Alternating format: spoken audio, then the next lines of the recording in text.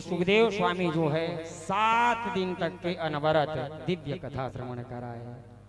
और आज सुखदेव स्वामी पूछते हैं, राजन ये तो बताओ, क्या तुम्हें भूख प्यास तो नहीं लगी है? 7 दिन तक के आप बैठ करके एक ही जगह अनवरत कथा श्रवण कर रहे हैं, क्या भूख प्यास तुम्हें नहीं लगी है?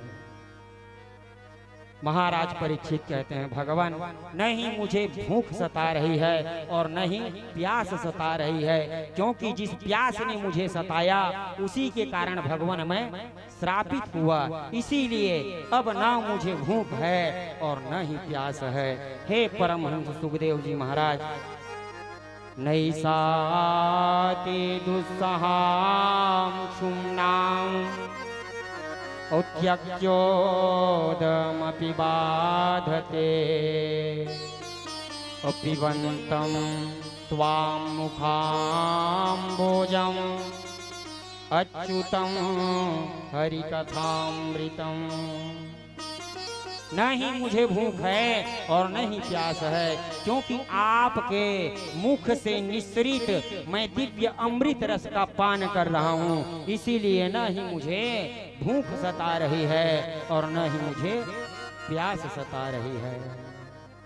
सुखदेव स्वामी कहते हैं, राजन कुछ समय के पश्चात में आज 7वां दिन हो गया है, तुम्हें जाना है, क्या तुम मरने वाले हो? क्या तुम मरने वाले हो? महाराज परीक्षित कहता है, भगवान मैं मरने वाला नहीं हूँ, क्योंकि मरण इस शरीर का होता है, आत्मा का कोई मरना नहीं होता है, इसीलिए मेरी मृत्यु नहीं होगी, क्योंकि मैं आपके मुख से दिव्य अमृत रस का पान किया हूँ, इसीलिए मृत्यु का भय मुझे बिल्कुल नहीं है। सुखदेव स्वामी समझ गए कि महाराज परीक्षित बड़े सिद्ध हैं। सिद्धोस्मि गृहीतोस्मि भवतः करुणात्मना।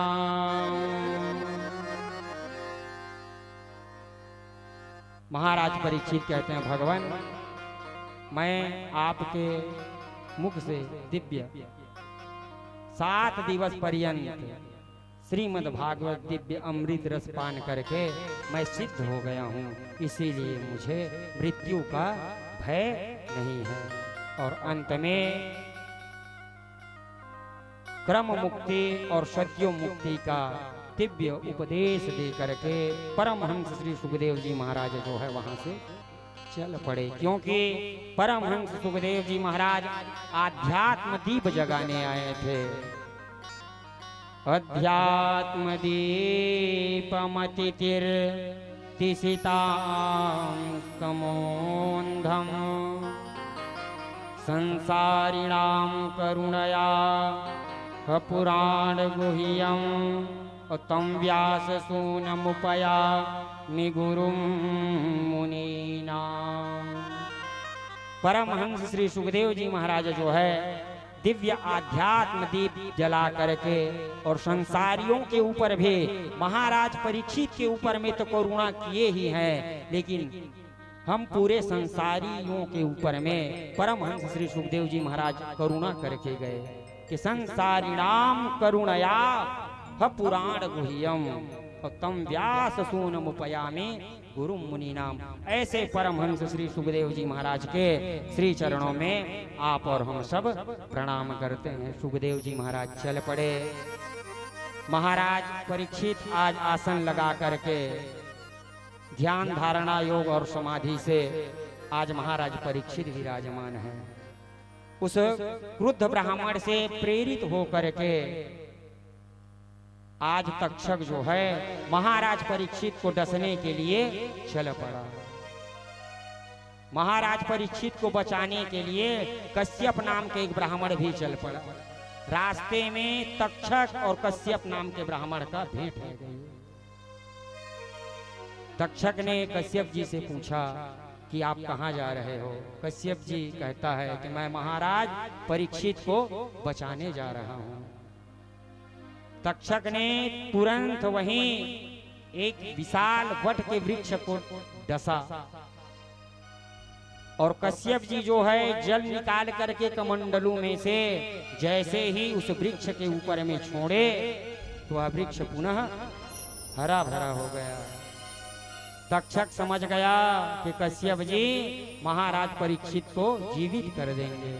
बहुत सारा धन दे करके कश्यप जी को लौटा दिए और तक्षक जो है आज जहां महाराज परीक्षित गंगा जी के तट पर विराजमान है वहीं चल पड़ा और महाराज परीक्षित के इस पंच भौतिक शरीर को जाकर के तक्षक ने जैसे ही डसा है शरीर जल करके भस्मीभूत है गए और ये जहां से हम पंच तत्व लिए थे वह पंच तत्व उसी में जाकर के विलीन है गए।